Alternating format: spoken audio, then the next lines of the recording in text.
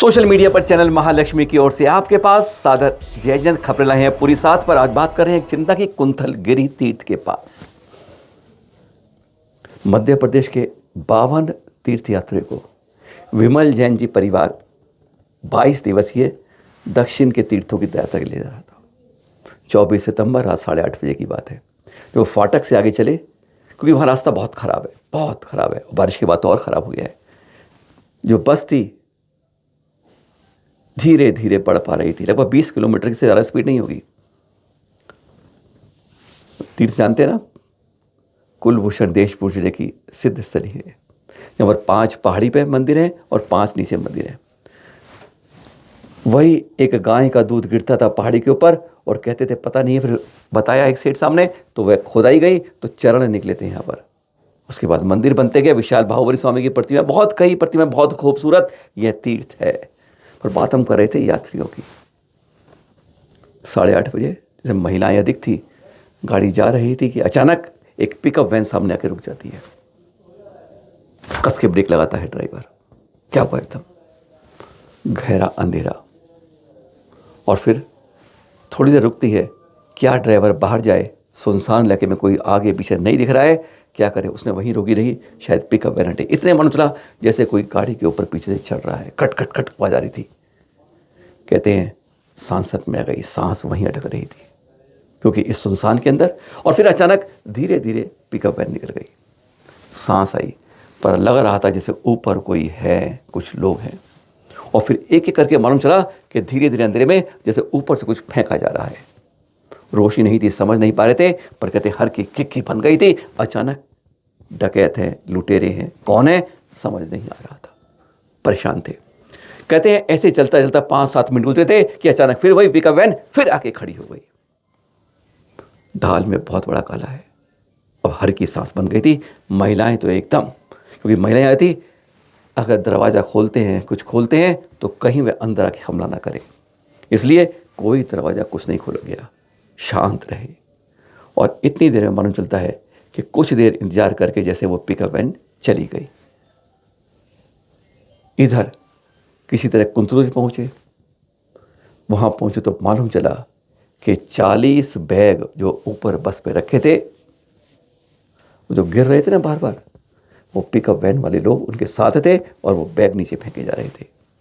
जो नकदी थी कुछ लाख में किसी ऊपर, वह सब निकाल ली गई थी। वहां पहुंचे। इनका आरोप यह है इस समय पूरे 52 तीर्थयात्रियों का कि हमें कुंतलगिरी तीर्थ पर वहाँ की कमेटी से पूरा सहयोग नहीं मिला। मिलता तो कुछ कर पाते। स्थानीय लोग बताते हैं कि वहाँ पर लूटपाट की शिकायतें लगातार होती रहती हैं। अगले दिन 25 तारीख को शाम को 3:45 बजे जाके FIR पुलिस करती है, पहले टकराती रहती है, लेकिन जब दबाव पड़ता है, धरना शुरू कर जाता है थाने पर, तब जाके वह FIR दर्ज होती है। आज हमने कमेटी में जो प्रबंधकों से बात करने की कोशिश की। उन्होंने कहा मैं तो नया नया आया हूँ, मुझे नहीं मालूम है इस बारे में। मंत्री जी का फ़ोन नहीं उठा। अपने तीर्थों पर अगर तीर्थयात्री आते हैं, कम से कम हमारी कमेटी का इतना फ़र्ज़ बनता है कि हम उन्हें सुरक्षित रूप से और उनको जो सुविधाएँ चाहिए, शिकायतें उनकी, वह दूर करें। 22 दिन की तीर्थ यात्रा पर निकले थे और कहते हैं कुंतलगिरी पहुँचते पहुँचते फाटक के बाद के रास्ते के बात करते करते अचानक लुट गए। बहुत दर्दनाक घटना है। और इस समय कहते हैं इस समय ऐसी सुरक्षा ना मिलना और पुलिस का एक प्रकार से एक तरफ से साफ इजहार कर देना कि नहीं, कोई प्राथमिकी नहीं, धरना जोर करने के बाद वह प्राथमिकी दर्ज होती है। अभी तक कोई सुराग उसका नहीं मिला है।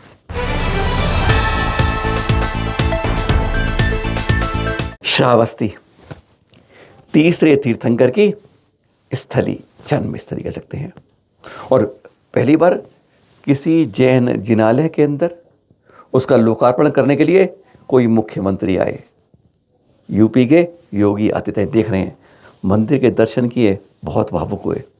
और फिर उन्होंने स्पीच, शायद 7-8 मिनट से ऊपर की स्पीच नहीं थी, उसमें उन्होंने 3-4 मिनट एक बार फिर दोहरा तो दिया कि ऋषभनाथ जी के सबसे बड़े पहले महाराजा हुए हैं और उसके बाद की परंपरा में श्री राम जी और बहुत लोगों के नाम लिए, ये सब उन्हीं के वंश के अंदर हुए हैं। कहते हैं 24 में 16 तीर्थंकरों की जन्मस्थली है, हमें गर्व होता है। इसके ऊपर बहुत बातें कही उन्होंने, लेकिन यह बातें क्या इस सभा के लिए थी या जो सरकारी कागजों में जो लिखा जाता है कि हमारा इतिहास यहाँ से शुरू हुआ है, महावीर से हुआ है, क्या उसको भी सही किया जाएगा? इस बारे में कोई जवाब नहीं मिलता है। सुनते हैं जो योगी आदित्यनाथ ने यहाँ श्रावस्ती के इस जिनालय के लोकार्पण पर कहा किया। सुने एक बार उसका संक्षिप्त हिस्सा। भारत की ही धरती पे संभव है अयोध्या के पहले राजा भगवान ऋषभदेव हुए।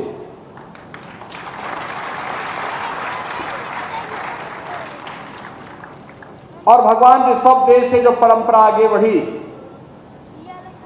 उसी परंपरा में कई पीढ़ियों के बाद भगवान श्री राम का जन्म होता है।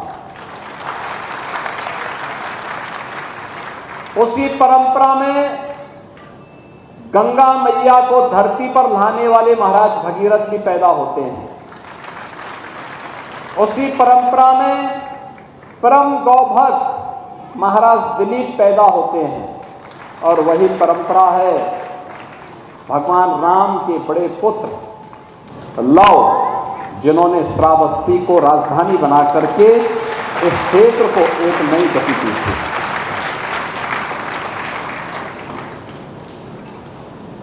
आप अनुमान करिए,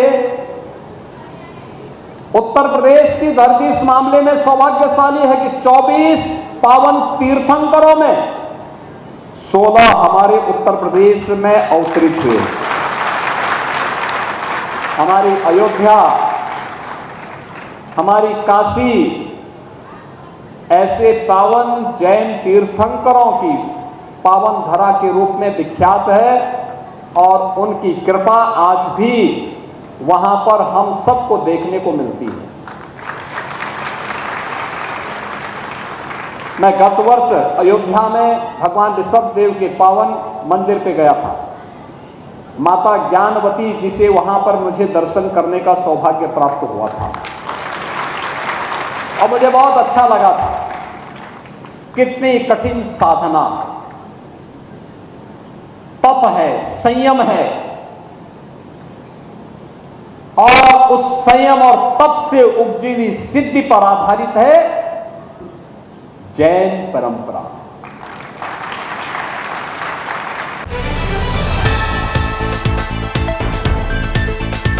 नहीं हजम हो रही बात, नहीं सोच पा रहे हम कि ऐसा भी हो सकता है, पर वास्तव में ऐसे ट्रस्टी भ्रष्टी हो सकते हैं। कल्पना नहीं कि अपने ही मंदिर को, अपने ही जिनालय को बेचने की तैयारी कर सकते हैं, और इसलिए कि वह नेस्तराम हो जाए। और किस तरह करते हैं? वह मंदिर जिनालय नहीं है जिसमें 50 से ज़्यादा परिवार रोज आ रहे हैं और कह रहे हैं, हमें कंगलवान गंगवानी बताया कि 50 साल से तो मैं आ रहा हूं उसके अंदर। ऐसे प्राचीन लोगों में उसको प्रेयर हॉल बना के बेच जाता है। शर्म आ जाती है कि आज हमारे ही बीच में कुछ इस तरह के लोग हैं। और इसी बारे में बैठक हुई लंबी, अभी शनिवार 27 तारीख को। पुणे के लगभग सभी मंदिर के जो अधिकारी हैं वह पहुंचे इस सभा के अंदर। HND हॉस्टल में की गई, वहाँ पर की गई। पुराने जो छात्र यहाँ से गए हुए वह भी जुड़े हुए थे। हमें पारस लोहानी ने बताया, उनके अनुसार ट्रस्टी लोगों ने पुराने जो छात्र हैं उन्हें मना किया, मत आना इसमें। नए से कहा गया तुम मत जाना, हमने तुम्हारे लिए इतनी सेवा की है, यानी उनको रोका गया। तब भी कहा गया पुणे के सभी लगभग मंदिरों के सभी अधिकारी, प्राचीन छात्र जो थे यहाँ के पूर्व विचारधारी, और साथ में नए भी इसमें थे। राजू शेट्टी जी भी आए हुए थे, उनको पैसा जरूरत नहीं बताने की। और सबके अंदर जब बातें हुई तो सबसे बड़ी बात हुई जब यहाँ पर मुख्य ट्रस्टी भी इसके अंदर आए हुए थे। ये देख रहे हैं उसी दृश्य जब वहाँ पर बैठक हुई थी, 27 सितंबर रात्रि की दृश्य है। कल्याण जी गंगवाल जी बोले, राजू शेट्टी बोले, सबने कहा यह इसके खिलाफ कार्यवाही की जाएगी, अनशन किया जाएगा। कल्याण जी ने कहा था मैं भूख हड़ताल करूँगा, आप अनशन करूँगा, ये भी कह दिया था। लेकिन लगा इससे कि यहाँ पर कुछ बातें सकारात्मक हुई। चकोर जी गांधी मुख्य ट्रस्टी है ना, कह रहे सारे करता धरता वही हैं। उन्होंने यहाँ पर यह कहा कि मैं नहीं समझ पाया था, वास्तव में ऐसा है, मैं सब ट्रस्टियों को समझाऊंगा, ऐसा नहीं होना चाहिए, और अगर वह नहीं माने मैं इस्तीफा दूंगा। कुछ राहत की बात वहां से मिला संकेत जो है, क्योंकि गांधी जी प्रमुख ट्रस्टी है, उन्होंने क्या कहा एक बार पहले वह सुनते हैं, सुनिए जरा। माफी चाहूंगा, मुझे मालूम नहीं थे, यह स्टडी नहीं हुआ था, मैं मानता हूँ। दूसरी बात, इतने दिन हम वीडियो रील में देख रहे थे, आज सबको मैंने सुना और सब भावनाएं समझी और रीजनेबिलिटी देखा, तो इस क्षण के बाद में यदि ट्रस्टी रह के या रेजिग्नेशन दे के मैं ये जमीन आप मत बेचो या डेवलपमेंट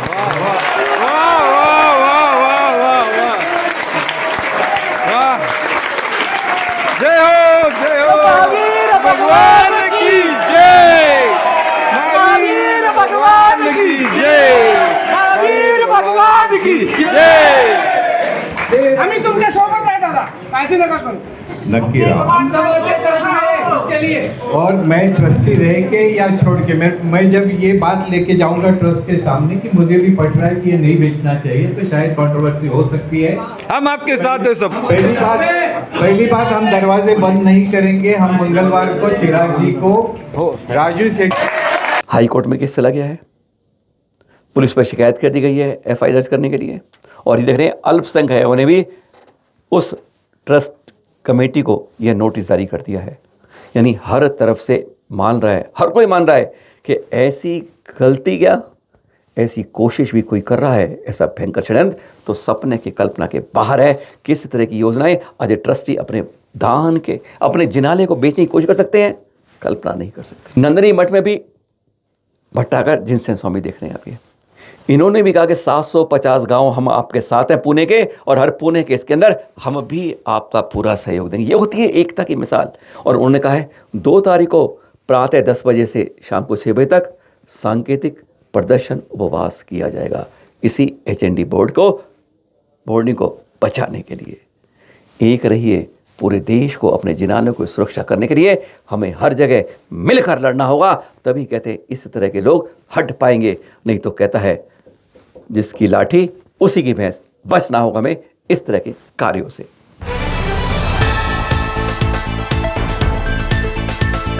अभी हाल मीटिंग हुई थी ना हाई पावर कमेटी की माधुरी के लिए, वनतारा ने बाकी वहाँ पे एक प्रेजेंटेशन दी अपनी पूरी कि कहाँ पर किस तरह से माधुरी को रखा जाएगा, क्या व्यवस्था रहेगी, कैसी जहाँ रहेगी, कहाँ उसका जंगल रहेगा, कहाँ उसके बैठने का रहेगा, कहाँ पानी मिलेगा उसे, इस तरह की सारी घटनाएं वहाँ उन्होंने पूरी दी प्रेजेंटेशन।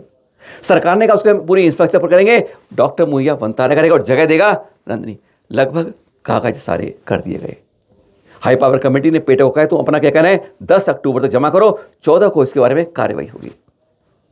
हमें आचार्य गुरदन ने बताया इसके बारे में पूरा आरोप कि ये बहुत सकारात्मक सही कदम है जो अब माधुरी की वापसी आने की दिशा में करें। इतनी जल्दी नहीं आएगी जब सोच रहे हैं, क्योंकि ये कार्रवाई होने में समय बहुत लगता है। वहाँ सबसे रिपोर्टें आएंगी, कोई लिखो, सबसे कहा लिखित आवेदन दीजिए, मुँह जुबानी नहीं चलता, कागज ही चलेंगे। उस पर फिर चर्चा होने के बाद फिर एक इनके डॉक्टर, एक लोकल डॉक्टर जाके वहाँ माधुरी का चेकअप करेंगे कि वह यात्रा के लिए कैसी है। फिर वो रिपोर्ट के बाद माधुरी की वापस नंदनी मठ में वापसी हो पाएगी। पर कहते हैं अब रास्ते पर पटरी सही चलने लगी है। कल हमारे 10वें तीर्थंकर शीतलनाथ जी का मोक्ष कल्याण, तो आप जानते हैं हम ना, निर्वाण भूमि के दृश्य दिखा रहे हैं आपको सम्मेश शिखर जी से विद्युत वरकूट। कहते हैं कल के दिन ही आषाढ़ शुक्ल अष्टमी को 1000 महामृहद सिद्धालय गए थे इसी कुंड से, जहाँ से इस कुंड से विद्युत 18 करोड़ 42 करोड़ 32,42,905 मुनिराज भी सिद्धालय गए हैं। वो कहते हैं इस कोट की जब निर्मल भावनाओं से वंदना करते हैं तो 1 करोड़ पुरुषत्व उपवास का फल मिलता है। दर्शन कीजिए भावों के साथ, निर्मल चित्त के साथ। कहते हैं कुछ ना कुछ तो फल आपको इसी तरह भी प्राप्त कर सकते हैं। जो जाते हैं उनका तो कहना ही क्या। वहीं से हमने यह रिपोर्ट आपके लिए, धूप जो लोग अंदर जलाते हैं उनकी जागरूकता लिए हमने वहीं पर कुछ क्या कहा था, सुनते हैं एक बार क्या कहा है। और एक बार यहाँ से चारों तरफ का नज़ारा दिखाते हैं। जब यहाँ से दृश्य देखते हैं जगह जगह टोक देकर, कहते हैं मन प्रफुल्लित हो जाता है जब कई जगह ऐसी टोकों से हम 18 से 21-22 के दर्शन कर पाते हैं। बस यहीं से देख रहे हैं आप, ये विद्युत वरकूट से शीतलनाथ स्वामी जी की मोक्ष स्थली से देखिए चारों तरफ का किस तरह का नज़ारा है। टोकों के साथ हरी हरी नारी में शिखर जी बड़ा प्यारा है। 10वें तीर्थंकर शीतलनाथ जी की मोक्ष स्थली से अब बढ़ते हैं आपको वहाँ पर जो उनकी गर्भ जननी स्थली है। देखिए वहीं पहुँच रहे हैं और जो आप जगह देखने जा रही, ये पूरा मैदान उसकी जन्म स्थली का था, लेकिन आज सरकार ने इसको लेकर यहाँ पर इटखोरी महोत्सव के लिए पूरा सपाट कर दिया। तो पहले यहाँ पर छोटी पहाड़ी थी जहाँ से कहते हैं इस जगह पर जो आप देख रहे हैं यहाँ पर आज भी हजारों प्रतिमाएं इसके अंदर तभी हो सकती हैं, क्योंकि जो म्यूजियम है वहाँ सैकड़ों हजार रखी हैं और लगता है कि बस आधी अधूरी निकली हैं। इस क्षेत्र में और भी प्राचीन प्रतिमाएं अभी भी हो सकती हैं। गणनी हरिका ज्ञानमती माता जी के आशीर्वाद से इस कल्याणक भूमि का भी अब जैसे दिन आ गए हैं इसके सुधार के, पहचान के करने के लिए। देख रही है, पहले 4 फुट के नीचे वेदी है, फिर 2 फुट के कमल पर 10वें तीर्थंकर के विशाल 9 फुट ऊंची प्रतिमा विराजमान है। 72 फुट 45 फुट का यह मंदिर बनाया गया है। इसके बारे में हमने बात की तो हमें सीधा सुरेश जानी जो महामंत्री यहाँ पर जो पूरी कार्रवाई देख रहे हैं, और बहुत तेजी, ये चित्र कुछ पुराना है, बहुत तेजी से यहाँ पर काम चल रहा है, क्योंकि पंचकल्याणक 26 से 30 नंबर आचार्य भद्रबाहु सागर जी के सानिध्य में और रविंद्र स्वामी जी की उपस्थिति में होने वाला है। इसी जगह पर भव्य पंचकल्याणक, प्रकृति गजब की है, पर जरा सुरेश जानी सुनते हैं कुछ खास बात यहाँ की। इस क्षेत्र के विकास के लिए पूज्य माता जी की प्रेरणा और आशीर्वाद से ही ये काम हो रहा है। पूज्य माता जी जब कुंडलपुर पंचकल्याणक के बाद आई थी, उनके मन में बार बार एक पीड़ा थी कि शीतलनाथ भगवान की जन्म कल्याणक भूमि का विकास नहीं हो पा रहा है, और पता नहीं उन्होंने उनके मुख से निकला और निकलते ही इस क्षेत्र का विकास शुरू हो गया। सरकार ने हमें भूमि उपलब्ध करा दी, और ये देखिए कि आज पूरे भारतवर्ष के दानदाता में जिनका प्रमुख नाम आता है श्री जम्बू प्रसाद जी, वो उन्होंने स्वयं अपनी इच्छा से, हम लोगों ने इनसे निवेदन भी नहीं किया, और उन्होंने अपनी इच्छा से कहा कि 45 बाई 72 फीट का जो मंदिर है, यह मंदिर मैं बनवाऊंगा। और उन्होंने जब ये कहा तो हमें बहुत बल मिला और यह मंदिर का कार्य शुरू हुआ। और मैं तो ये कहूँगा कि इनका पुण्य, जब मंदिर निर्माण का जो पुण्य लगा, तो यही कारण है कि इस पुण्य से ये भारतवर्ष तीर्थ क्षेत्र कमेटी के अध्यक्ष भी बन गए हैं। तो मैं तो ये कहूँगा कि भगवान का जो काम करता है उसका विकास भी अपने आप होता है, और इस प्रकार के दानदाता जब आते हैं तो क्षेत्र का भी विकास अपने आप आता है। और पूज्य माता जी जैसी सर्वोच्च साधिका का आशीर्वाद जब मिलता है तो क्षेत्र का किसी भी जीवंत या अचल या चल जो भी व्यक्ति हैं, जो भी आत्मा है, जो भी क्षेत्र है, उनका विकास स्वयं अपने आप होते आया हुआ है। 26 नवंबर से 30 नवंबर 2025 को पंचकल्याणक प्रतिष्ठा महोत्सव आचार्य भद्रबाहु सागर जी महाराज के सानिध्य में यहाँ प्रस्तावित है। मैं इस चैनल के माध्यम से पूरे भारतवर्ष की दिगंबर जैन समाज से अनुरोध करूँगा कि अपना तन मन धन से इस क्षेत्र के विकास में सहयोग भी दें, और कम से कम एक दिन तो आप उस पंचकल्याणक प्रतिष्ठा में अपना सानिध्य भी दें, कि आपके आने से इस क्षेत्र की शोभा है और आपके आने से ही इस क्षेत्र का विकास होगा।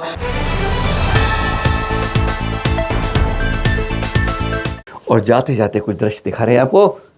3 अक्टूबर को, जी हाँ नोट कर लीजिएगा, गो दीक्षा हो रही है आचार्य सुंदर सागर जी के सानिध्य में, सांगानेर में कुछ दीक्षाएं, और सारे दीक्षार्थी आए हुए हैं यहाँ पर गोद भराई कार्यक्रम में। अहमदाबाद आचार्य श्री सुनील सागर जी का जहाँ चल रहा है चतुर्मास, सबसे बड़ा संघ चल रहा है चतुर्मास, इस समय अहमदाबाद में है। वहीं के दृश्य देख रहे हैं गोद भराई के। जाते जाते ये भावना होती है कि जब जिस क्षण ऐसा मन आए कि हमें इस रास्ते को पलट कर जाना है, देर मत करिएगा, और गलत काम कर रहे हो 2 बार सोचिए, मंथन कीजिए, आज नहीं कल करेंगे, और आज सही काम में कल नहीं आज करेंगे। सादर जय जिनेंद्र।